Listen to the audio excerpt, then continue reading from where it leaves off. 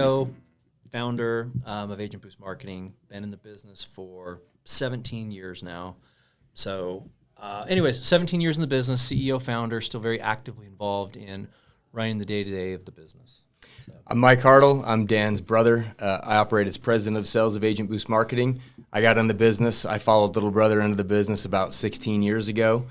So we've been doing Medicare and insurance for a long time now. Yep. What time of year is it? It's the season. Right? It's the season. From us operationally, kind of preparing and getting ready for AEP, this has been our AEP. We have been going crazy for the last 6 months, getting ready for game time, so to speak. And the agents have kind of been on hiatus for the last couple months, and they're about to get busy. So yeah. But for us as the company, this is the time. If you work with an FMO, which most of you will be working with an FMO, the past 2 or 3 months is really when all the action happens. And this year's been a little bit different, and that's kind of what we wanted to talk about. Is kind of the state of the industry.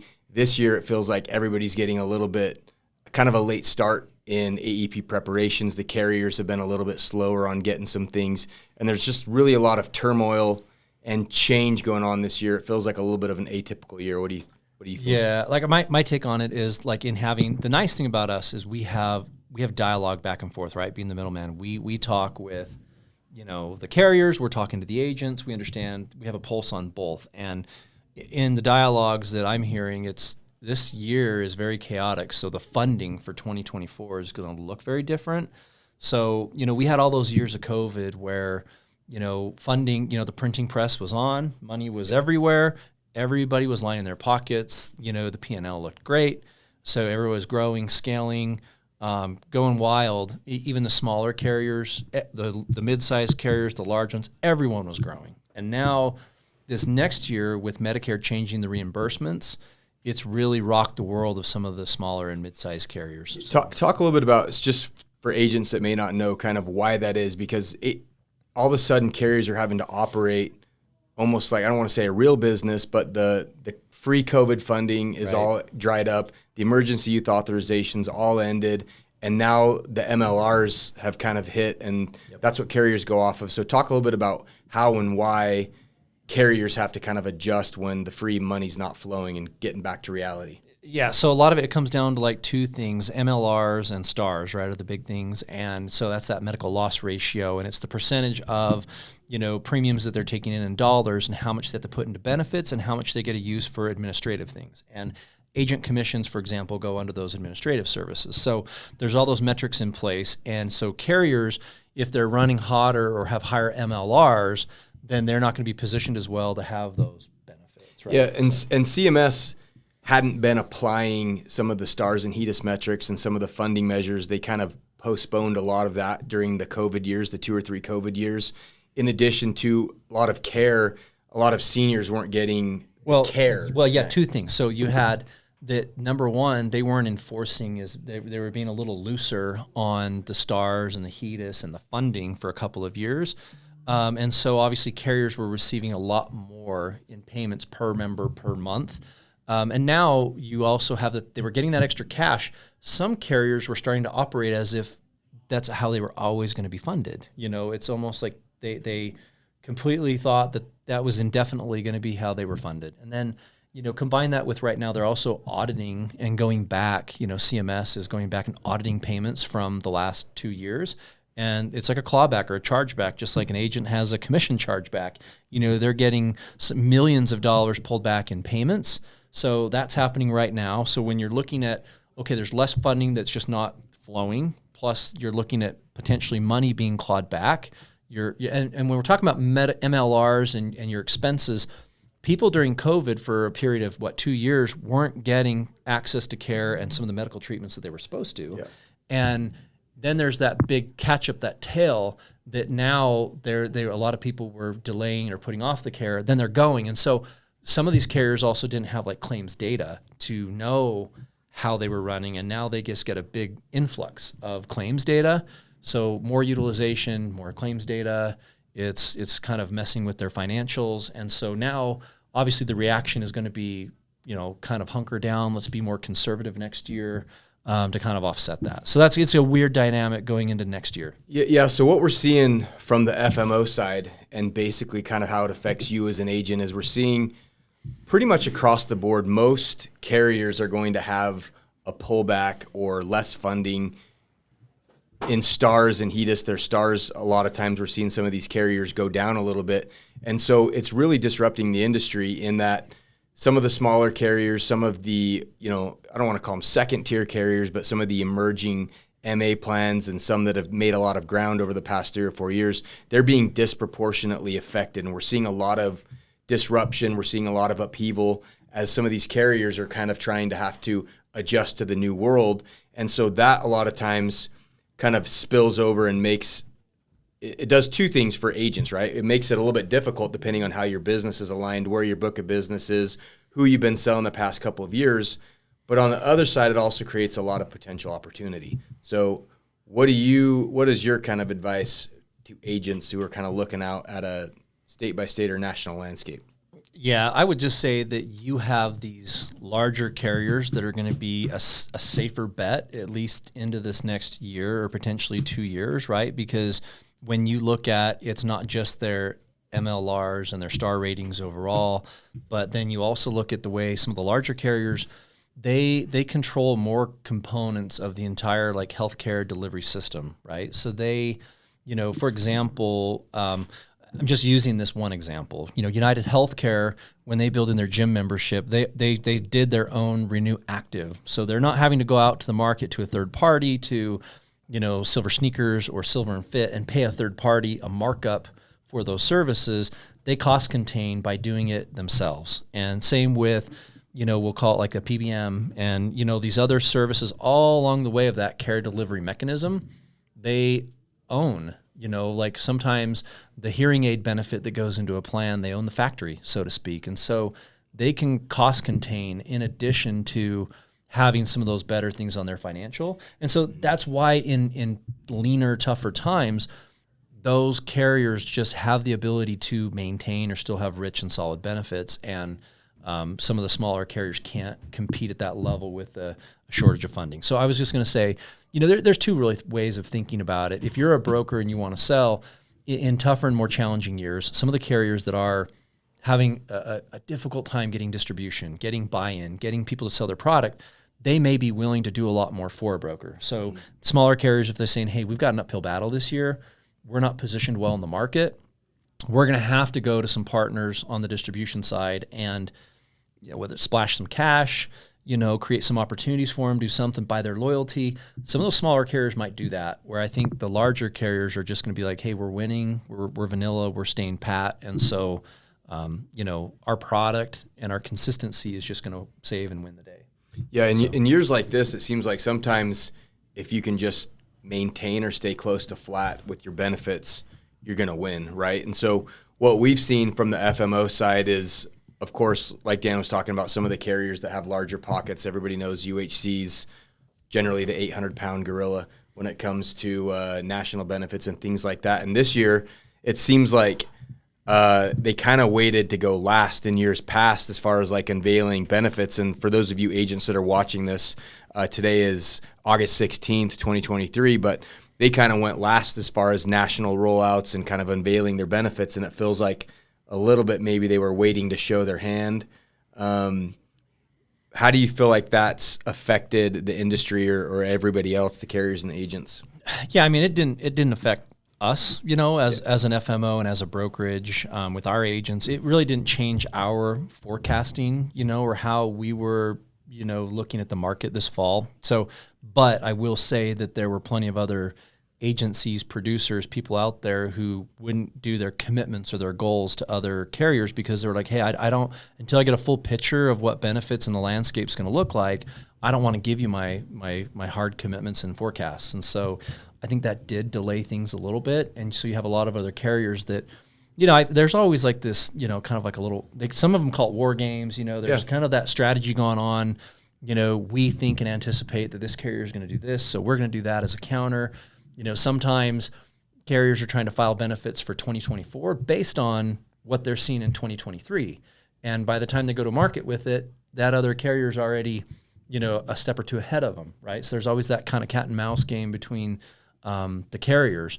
But I just think that, by United Healthcare waiting last, it did impact some of the middle and smaller carriers, some of the agencies, and delaying their forecasts and projections. So help for if you're an agent out there and you don't really necessarily know how like the carriers all kind of expect or create their goals or what their expectations for next year like, and they come to us as FMO partners, give some agents kind of a little bit of like how we go and kind of decide who and how we can sell, where we can sell, because I think a lot of times other FMOs are somewhat beholden, or they've got like main partner carriers that they have to do, and for us, we're a little bit more able to find opportunities for all of our partners and just be nimble and go kind of evenly do work for all of our good partners. Give agents kind of a little bit of peek inside from the FMO side of how we do that. Yeah, well, I think it always starts with like just having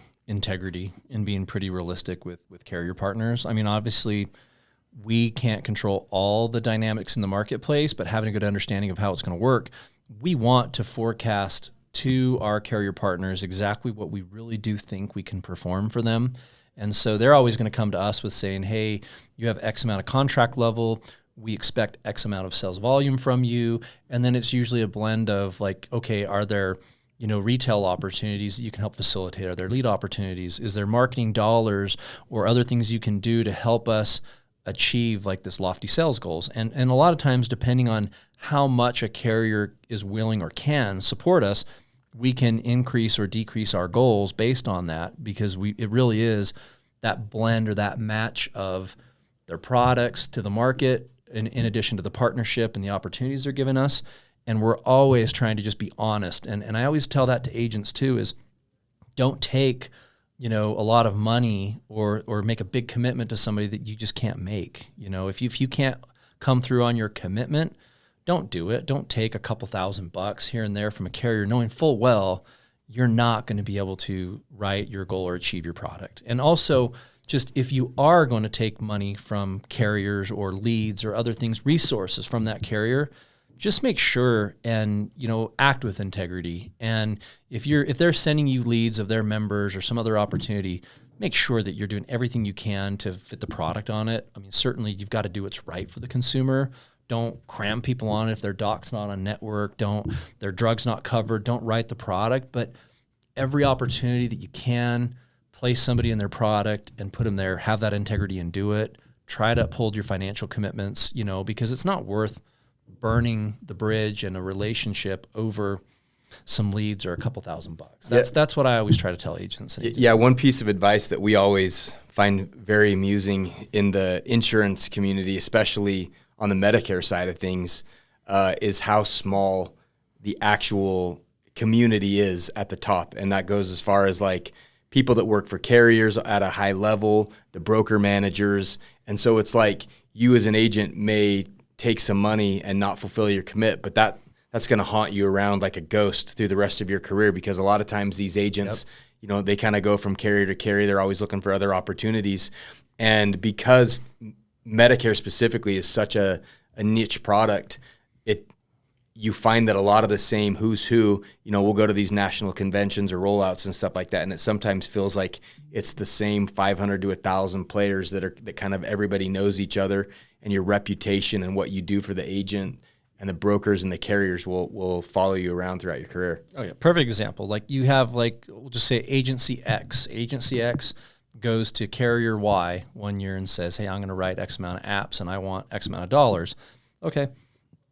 They do it. And then of course the very next, year, their services are for sale, and then they go to carrier Z and do the exact same thing. And then they go to the next carrier, and all they're really doing is flipping and moving around their book of business, and they're taking the same membership and just shifting it from this carrier to that carrier. And it's like a tote the note car law. It's not a good business practice, because eventually in the marketplace, and the other thing is like just on the FMO side, most of us know each other. We go to conferences, we talk to each other. We know, we actually get along pretty well for the most part in this, industry. And same with carriers. People leave. I'm the manager here. They go be the director there. They're the VP here. They get promoted to the SVP over at that carrier. And so there is a lot of cross-carrier movement all the time. And so eventually when an agency or an agent or a business owner has done that 2, 3, 4, 5 times, eventually they've just burned all their bridges and they're not taken seriously in the industry. And it's just a bad long-term strategy. Yeah, it's funny talking about, the other FMO partners and the people at the top and how we're generally very, very friendly with all of our competitors. And it's funny because a lot of times agents have a very scarcity-driven mindset, very cutthroat, and they'll kind of get sideways with other agents and carry grudges. And even other FMO partners, everybody kind of realizes once you've kind of risen to that level that they're your peers. Everybody generally operates from integrity or tries to, right? And sometimes at that level, people aren't getting to those upper echelons by really generally operating in bad faith. So it's fun to be kind of in the room with some of those partners and some of those FMO partners and have good, genuine, legitimate relationships where everybody's actually cheering each other on and happy because it's a big piece of the pie and everybody can get some. So one thing I'd like to talk about a little bit is kind of the landscape going into this AEP, because we have got a couple things going on, right? We've got coming out of COVID, we have the financial things going on and some of the adjustments there. We have a much more compliant industry. And then there's also been a lot more centralization and rolling up of, other FMOs and partners to firms. Call centers are kind of like reinventing themselves in the post Joe Namath Joker villain world for agents, right? Right. So we've got that stuff going on. So give me your thoughts on like what you think is going on with compliance. And well, before we even go into that, I want to talk but we'll get there. I want to talk about that. Before we do, the other bigger component that I want to talk to too, and how it's changed over the last couple of years at a more rapid pace. I mean, this trend's been happening for about 8 or 10 years where you're just talking large entities getting into the business, right? A lot of leverage, PE firms, Walmart starting an insurance brokerage, and you have Fidelity doing their own Medicare, and you have, all these entities, large ones getting in. But before that, you have the other side of it, right? Like the Medicare consumer is a specific finite resource, and there's people dying, there's people aging in, there's people getting disability, but it's the piece of the pie. And what you're seeing over these last couple of years, and especially COVID, right? When a lot of the field traditional kind of agents that had been in the business for a while, a lot of them hunkered down, right? They just didn't stay as active as they were in the industry. It kind of got exacerbated, but we talk about it a lot, like we do internally, that I love the independent agent, the field agent out there, the guy that wants to start, because it's what I did, it's how to start the business. You go independent, you hang your sign on the wall.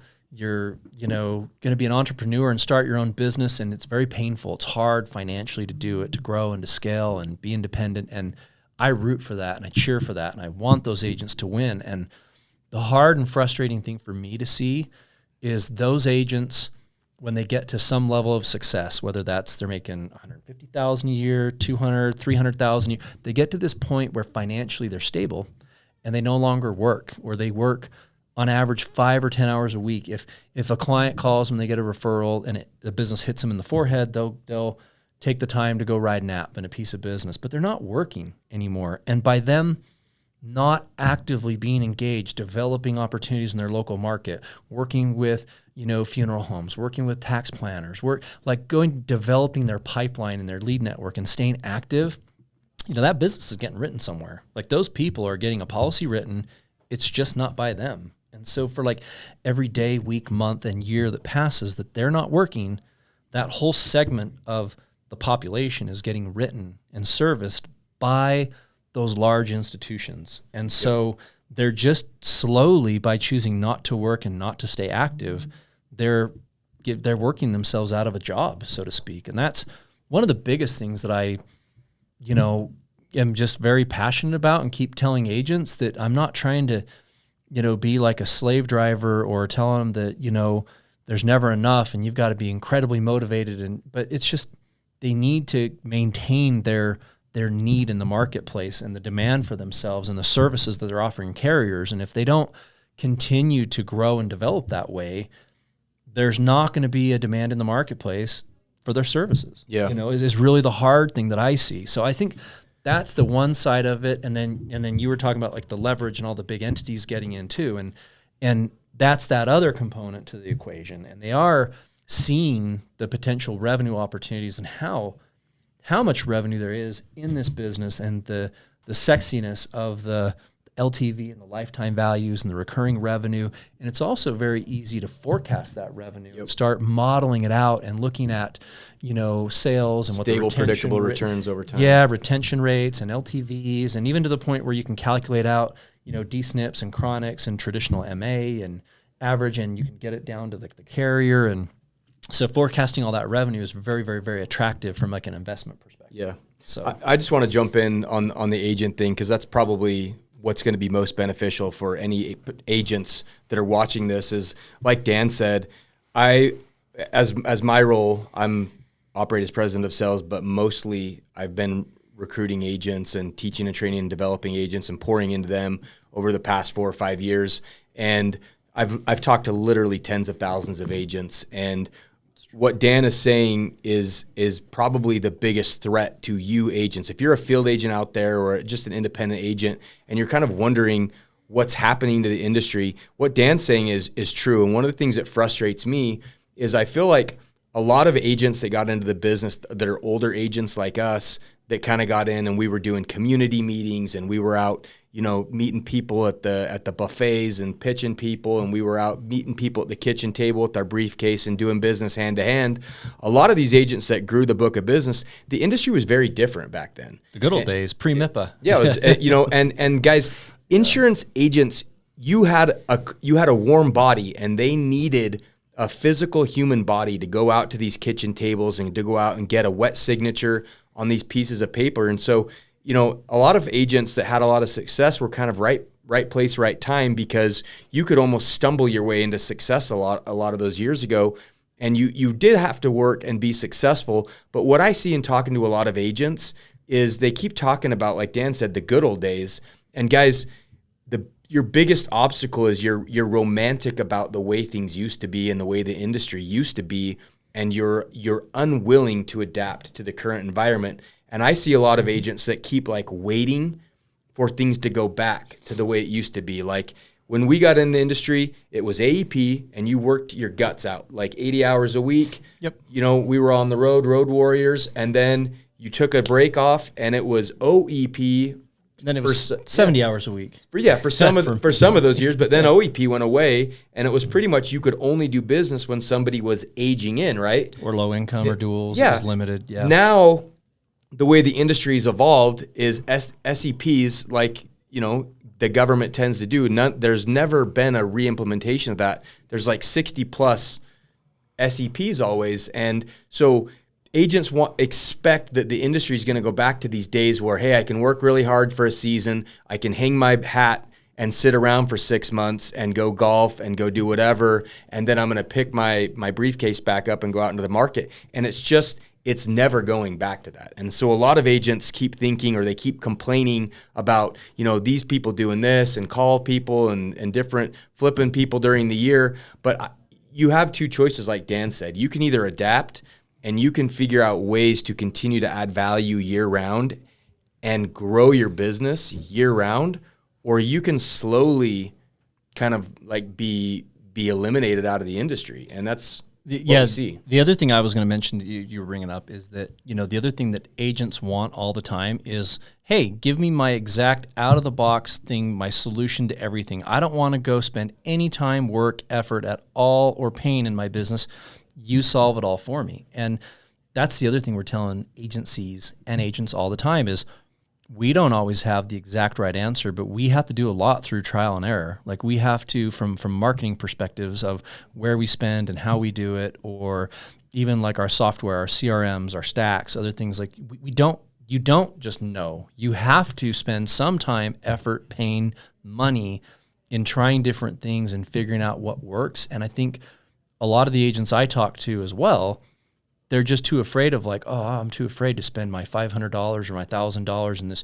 What if it doesn't work? Oh, I'm just going to sit on my hands instead, and I'm not going to go try that or deploy it because I'm just going to hold on to this money or whatever that is because I'm too afraid that it's not going to work. And by doing that, it's another terrible decision that puts them in a bad situation and doesn't help them grow their business. So that's another thing that I've seen. Yeah, all looping back to that, guys, kind of a little bit of the opposite of what I was saying. I do kind of feel that there is a little bit of an opportunity, kind of a last gasp or a last ride of the traditional field agents going on right now, because with everything else that's gone on over COVID over the past couple of years, we were very, very early on into technology and servicing seniors in a way that was compliant and effective all across the country pre-COVID. And that's how we actually grew so much, was we kind of saw the way the industry was going and we're already there.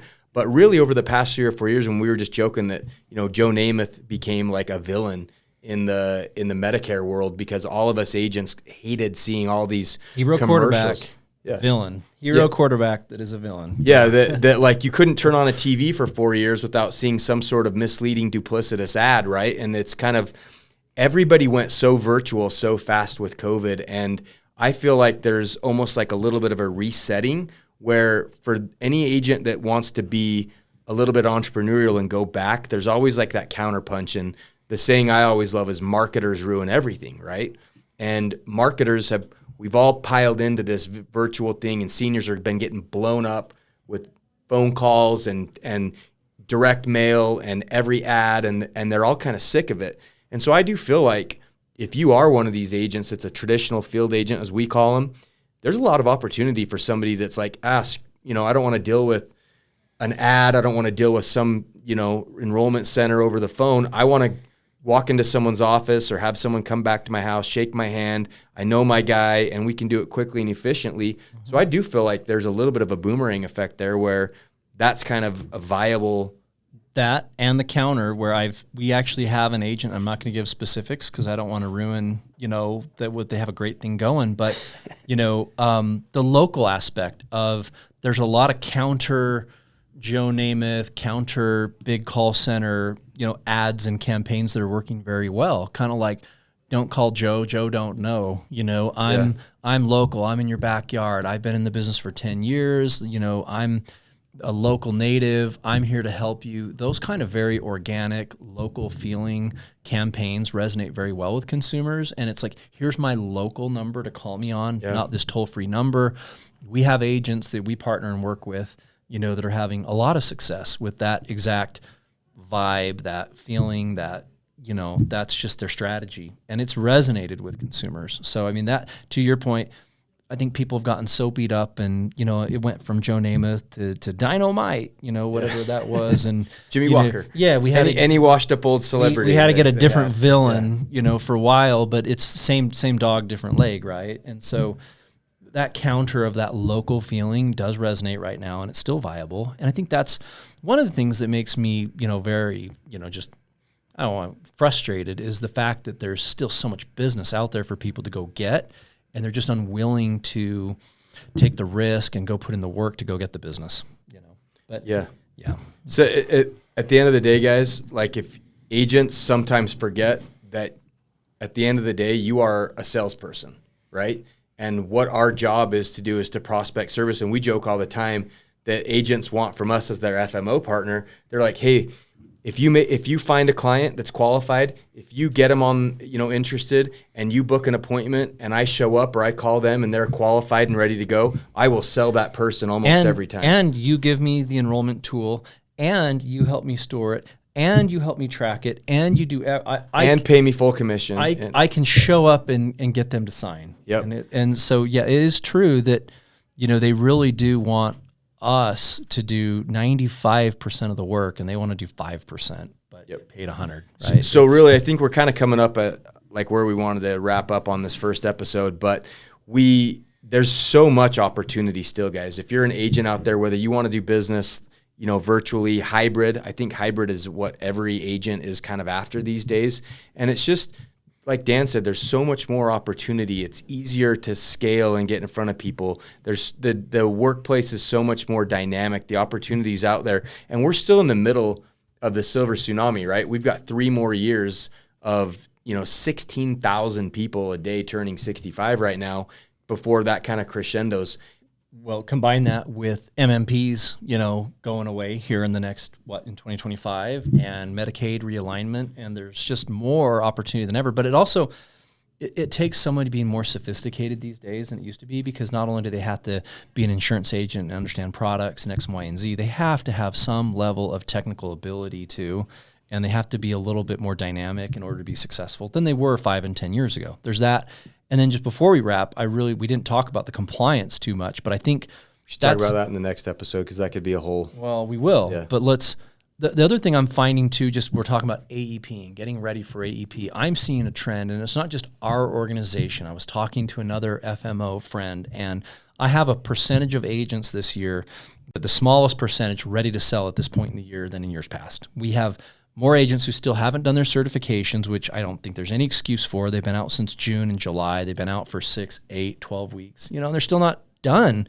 And when you talk about AEP and preparing for it, you really need to get things done as soon as possible so you're certified, so that you can go have a conversation with a carrier, plan out retail strategies, plan out community meetings. Real quick, talk about why it's important to the carriers for ready to sell, because most agents don't understand that. They don't understand why it's such a big deal. They're like, AEP doesn't even start for 6, 7 more weeks. This is what frustrates me. Like, this is, if you want to really piss me off and you're one of my agents, like I call my brother Brad, and I'm calling you out on this podcast. He's a licensed agent. I have to call him out like every year 6 times, and it will be like September 31st, and he's still not done. I'm like, dude, if you don't get your certs done, I'm not going to remind you next time. I hope you don't, and you're not paid your commissions, your renewals, because he frustrates me so bad. But it's important, because when carriers are looking from a high-level perspective, they're looking at their distribution. They're saying, what's our product like? What's our distribution like? We have X amount of agents, but it doesn't matter. At the end of the day, if the agents are not certified and ready to sell their product, it just doesn't matter. You don't exist to them. Yeah, so it's like if I have 1,300 agents in my marketplace that are potentially appointed with me, but they're not ready to sell, and I've got 300, I really have 300 agents, not 1,300. And so they're trying to, from a perspective, break down their sales goal to an app count per agent and how they're going to do it. And, it's just one of those things that they need to get done early and often, because they have also resources to deploy, whether it's money, retail locations, community events, whatever it may be. They want to get those resources to those producers. And, they can't do it on September 30th. They need to start earmarking those opportunities and their goals out to those agents well in advance. And so when the agents aren't getting certifications done, and they in their mind go, hey, October 1st is the first day I can start talking new plans, I'm going to get my certs done on September 15th, and I'll still have a week before. A lot of those opportunities are already taken. They're distributed. They're earmarked to other people, and you're way too late to capture those opportunities as well. So that's, and of course, we get, beat over the head from the different carriers about, like, here's your roster, here's your agents. Ready to sell reports every day. Yeah. Why is it so low? And we remind the heck out of agents about, you got to do it, you got to do it. And it's not for our benefit. It's like, look, we're trying to help you with your business and put you in a position to be successful for AEP. So I think that really frustrates me with agents. They really need to take ownership and get those certifications done. It's like part of being a business professional and being a true professional, not an hourly salesperson or an enroller, or, you might as well go sell something else. But if you're a business professional, take it serious, get your certs done early, be in a position to succeed. So that is one of my hot button things that does drive me crazy. The other thing I would say, I feel like this year with so much compliance and so much changing, and we'll do a whole separate podcast going through it, but I think that the agents are somewhat in paralysis mode, in the fact that there's so much with marketing, and okay, now I got to think about what my marketing strategy is going to be. How am I going to spend my money? What am I going to do? What's the ad piece going to be? How much can I spend on an educational meal? 50 cents or now I can't provide a brownie? Or now I can't do an enrollment or sales meeting right after a sales event. I have to have a cool down period, and I need to file my pieces with my FMO, because they don't have a direct line to the carrier or CMS, but we do. It's like that meme where someone's trying to get under all the laser beams, and they're like trying to make it to the end. So I think because agents are like, oh, there's so many more layers, now they have to come up with all that, how much they're going to spend, what they're going to do, file their marketing pieces with us. We have to look at those, send them to the carriers, get them to approve and opt in. Then we got to get them to CMS, and so it's like, that's just like the marketing piece, let alone, we haven't talked about like the disclaimer, 48-hour you're supposed scope. to say, the 48-hour scope, all these things. So I really think, too, that so many agents are kind of in such a panic or paralysis that they're just not getting things done. And rather than, taking it and kind of project managing and saying, hey, I'm going to be tactical, strategic, I'm going to get this done and, break it up and I'm going to have this game plan and implement, they're just getting, try not to curse on this podcast. They're in such a bad they're losing out on opportunity. They're in such a bad headspace that they're not moving forward. And that's the parting message though, guys, is the business is going to be written, right? You can either be an integral part of that, or you can let those opportunities kind of go by the wayside and let somebody else, some other entity, some other carrier step up and take that away from you. But we want it to be you. We want it to be you field agents, you independent agents out there. You're the heart, the blood of the business, and we want to see you all continue to thrive. Yep, absolutely. I think that's all I got. Wrapping for this episode 1, maybe episode 4, depends. Yeah, this TBD, episode TBD, like I said. All right. All right, man. Agent.